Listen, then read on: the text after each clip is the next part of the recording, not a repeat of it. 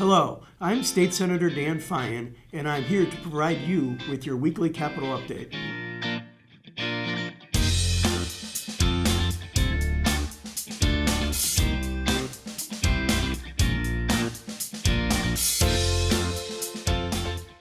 I've been keeping busy, hard at work for you in Madison.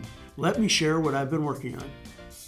This week, both the Assembly and the Senate voted to approve the 2021-2023 state budget advanced by the Joint Finance Committee.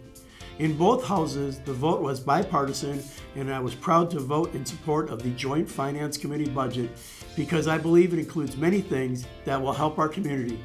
Upon learning we would have a $4.4 billion budget surplus, the Republican-led Joint Finance Committee decided to send the majority of this money back to hardworking taxpayers in the form of a $3.4 billion tax cut. Thanks to the Republican-led Joint Finance Committee, the average family's tax cut will be $1,200. This budget makes historic investments in our education system, investing over $16 billion in education and increasing education spending to its highest level ever on mental health, special education, and high-cost transportation.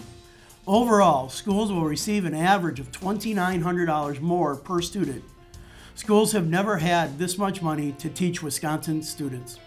As chair of the Senate Committee on Economic and Workforce Development, our state's workforce remains a top priority of mine. We put aside an additional $2 million for local youth apprenticeship programs, expanded eligibility for various workforce programs, and directed the Wisconsin Economic Development Corporation to expend at least $3 million for talent attraction and retention.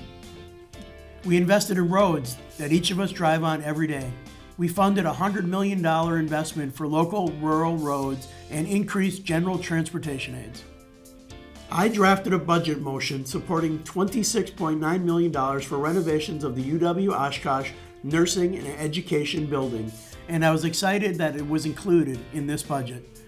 This will help revitalize our local community. I am proud that we reauthorized the Knowles-Nelson Stewardship Program for 4 more years, investing $32 million into operating this DNR program that purchases property and makes improvements to existing public lands. I had been hearing from many of you that this was a priority, and I'm glad that we were able to include it. We were able to add $125 million for broadband expansion grants. This is an ongoing issue in the state, one that many of you have contacted me on, and a big priority of mine this session. I'm incredibly proud of the budget we passed this week. It includes historic levels of funding for so many areas that are important to many of you, and I know that it will benefit all Wisconsinites. This budget will now be sent to the governor, and it is my hope that he stands behind the hardworking men and women of Wisconsin and signs it into law. During yesterday's session, the Senate also voted to pass SB 189, which I co-sponsored and was proud to vote in support of. This bill would eliminate the personal property tax and instead provide local governments with the appropriation from the state to offset this change. This historic cut will be funded by the budget surplus. Last week, I enjoyed seeing many of you around the district at both the Breakfast on the Farm as well as Celebrate Waupun. I would like to wish a special congratulations to the Oakfield High School softball team who won the title of the WIAA Division V State Softball Championship. It's the 6th state championship win in the school's history.